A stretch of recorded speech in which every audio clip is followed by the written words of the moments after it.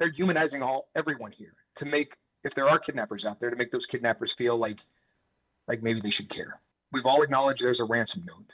It appears to me that the investigators aren't 100% convinced it's legitimate. At one point, Savannah's sister mentions, "Mama, we need you to come home." So she's talking directly to the victim as if she has control of coming home herself. That was interesting to me. It seemed to leave the door open a little bit for this not to be a kidnapping. Two things I want to say about the Nancy Guthrie disappearance. First of all, police will never publicly say who they're zeroing in on as a suspect, okay? And so Savannah Guthrie's brother-in-law, yes, married to her sister Annie, and I'll read it verbatim. Nancy was last seen by Annie Guthrie's husband when he dropped her off at her home in Tucson, Arizona on Saturday night. No, it's never the family, is it? The last person to see her dropped her off. You think maybe possibly he's working with the kidnappers? Do you remember when Lady Gaga's dogs got kidnapped? And guess who reported it? The dog walker. Well, guess who was in on it? The dog walker, the last person to see Lady Gaga's dogs. It's always the family. So in the comments, shut up. Just be quiet. You don't know what you're talking about. Of course I don't know what I'm talking about, but do you? Do you know what you're talking about? No. No more than I do. You watch. You watch.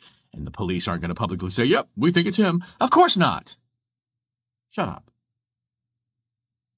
An 84-year-old mother, a beloved grandmother, vanishes from her own home in the dead of night.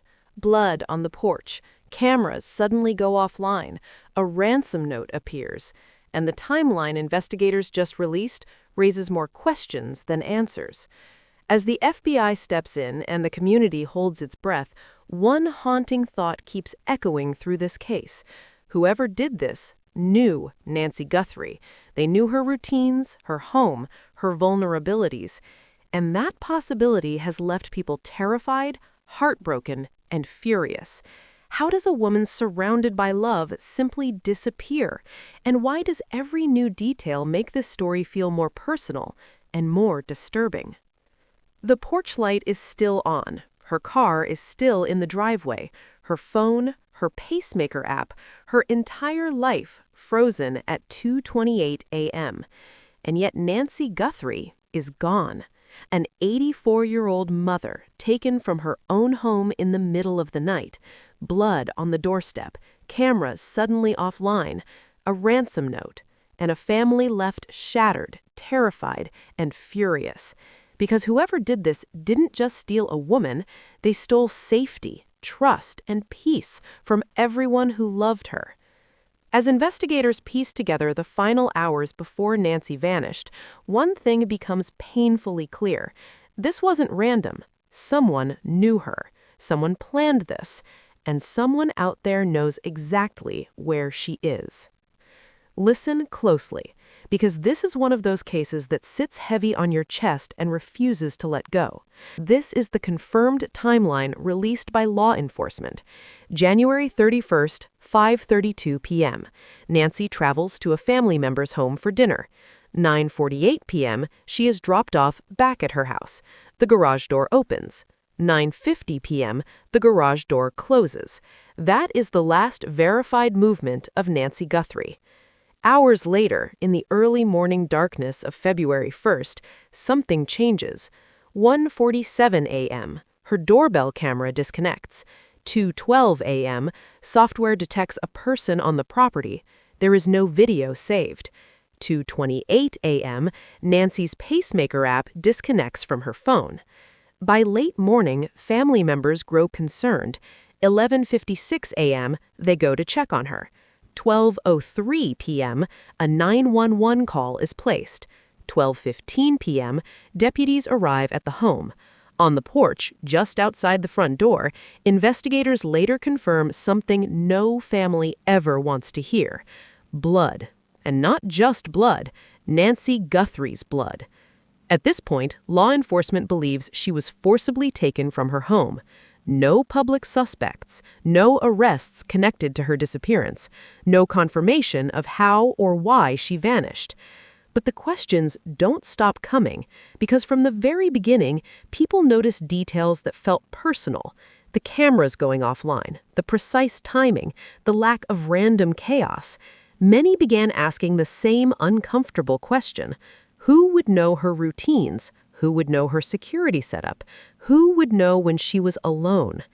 And then another detail added weight to the concern. The last people confirmed to see Nancy alive were family. Her daughter, Annie, and her husband, Tommaso Cioni. To be very clear, law enforcement has not named any suspect. No charges have been filed against family members. Everything discussed beyond the official timeline is based on reporting and statements attributed to a law enforcement source speaking to media. Still, reports began circulating that a vehicle connected to the family was seized for forensic analysis. Again, alleged, unconfirmed by official press release. But speculation grows when silence stretches. Tommaso Cioni reportedly lives about 10 minutes from Nancy's home. His professional background paints a calm, responsible image. A middle school teacher, an AP biology instructor, someone trusted with children. In a 2015 interview posted by his school, he spoke warmly about his parents. He described foraging mushrooms with his father in Italy. He talked about learning to cherish food and cooking from his mother. Love, respect, family. Which is exactly why this case hurts the way it does. Because if harm comes from a stranger, the pain is devastating. But if harm comes from someone close, someone welcomed into family photos, someone standing shoulder to shoulder at Christmas, someone trusted, that kind of betrayal doesn't just break one life, it fractures an entire family forever. Again, nothing has been confirmed, and repeating this matters. Speculation does not equal guilt. Allegations are not proof. Everyone involved deserves the presumption of innocence. What has been confirmed is this. The Pima County Sheriff's Department has escalated the investigation. The Pima Regional Incident Team is now involved. The FBI is assisting. Multiple agencies have requested access to the crime scene again. That alone tells you investigators believe critical answers may still be there. The sheriff confirmed the blood outside the front door belongs to Nancy Guthrie. He stated there is no confirmed report of forced entry. He also stated misinformation has been spreading rapidly online. And then came another disturbing development. The FBI confirmed that people are attempting to profit from Nancy Guthrie's disappearance. Fake ransom schemes, fraudulent messages, exploiting a family's worst nightmare for money. One person has already been arrested for attempting to do exactly that. At the same time, investigators believe there may be a legitimate ransom communication with a deadline and a monetary demand. That means somewhere, someone knows exactly where Nancy Guthrie is. And that reality should stop you cold. An elderly woman, a mother, a grandmother, 4 days missing, her blood found at home. Every hour that passes matters.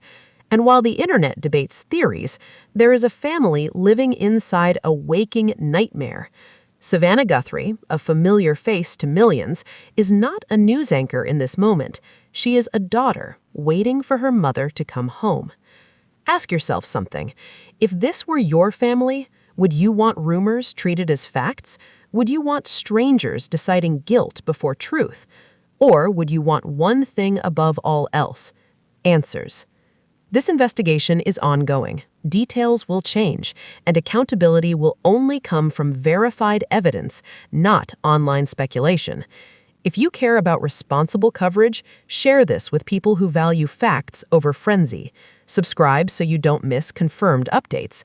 Turn on notifications because timing matters in cases like this. And most importantly, keep Nancy Guthrie's name visible because someone, somewhere, knows what happened. Because after the press conference ended, after the microphones were turned off, and after the cameras stopped rolling, the unanswered questions didn't disappear. They multiplied. Investigators emphasized one thing repeatedly. This was not a wandering incident. This was not confusion. This was not an elderly woman simply walking away. Nancy Guthrie did not leave on her own. Her blood on the porch confirms a physical event occurred at the front of her home, an event serious enough to change everything. And yet, there were no signs of chaos reported inside the house. No overturned furniture, no public confirmation of forced entry. That combination matters because it suggests control, timing, intent. Someone arrived when Nancy was most vulnerable, late at night, alone, after a family gathering. Someone knew the house would be quiet. And look again at the timing. The doorbell camera disconnects at 1:47 a.m., not damaged on camera, not recorded being tampered with, simply disconnected.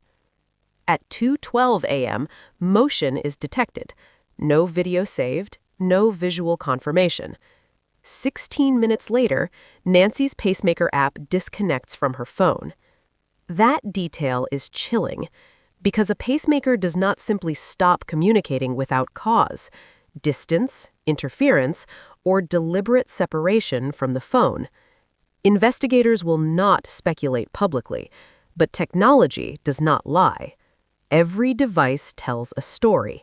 Every timestamp is a breadcrumb. And those breadcrumbs all point to a narrow window of time when Nancy Guthrie's life changed forever. Now consider this. The Uber driver who dropped Nancy off at her daughter's home for dinner has been spoken to. That part of the night is accounted for. The drive home is accounted for. The garage door opening is recorded. The garage door closing is recorded. After that, silence. Which raises another uncomfortable question. Why disable cameras at all? If this were random, why take the risk? If this were opportunistic, why be so precise? Random acts leave messes. They leave noise. They leave witnesses. This left almost nothing. And then there is the emotional weight that people struggle to articulate.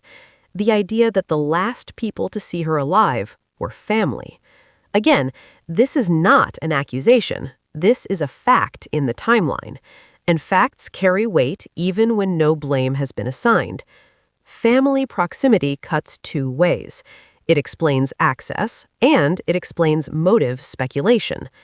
People trust family. They open doors, they answer calls, they feel safe. If harm comes from outside, fear enters your life. If harm comes from inside, trust never fully returns. That is why this case feels different. That is why it hurts to look at photos from just weeks earlier. Smiles, arms around shoulders, normal moments frozen in time. No one in those photos knew what was coming. And that reality is hard to sit with. Meanwhile, law enforcement expands the investigation. Multiple agencies request access to the same space again, not because they missed something obvious, but because experience tells them the smallest detail can change everything. A drop of blood, a footprint, a fiber. The FBI's involvement signals another truth. This case is being taken seriously at the highest level. And yet, while professionals work methodically, the internet rushes ahead. Fake ransom schemes emerge, people attempt to exploit fear. One individual is arrested for trying to profit off Nancy's disappearance. That alone tells you how vulnerable this moment is. The FBI confirms they believe there is a legitimate ransom communication, with a deadline, with a monetary demand, which means Nancy may still be alive. That possibility brings hope and pressure. Because deadlines are cruel and time is not on anyone's side. Ask yourself this. If you knew where an 84-year-old woman was being held, could you sleep? Could you scroll past the story? Could you stay silent? Someone out there knows something. Maybe it feels small to them. Maybe they think it doesn't matter. Maybe they believe staying quiet protects them. But silence always chooses a side. And it is never the victims. This is why cases like this demand attention without hysteria, concern without accusation, persistence without recklessness. If you value coverage that respects facts and human lives, share this video. Subscribe so you stay informed as verified updates emerge. Turn on notifications so this case doesn't fade into the background noise. Visibility creates pressure. Pressure creates movement, and movement brings answers. Nancy Guthrie deserves to be found. Her family deserves truth, and whoever holds that truth needs to understand something clearly. People are watching, and they are not looking away.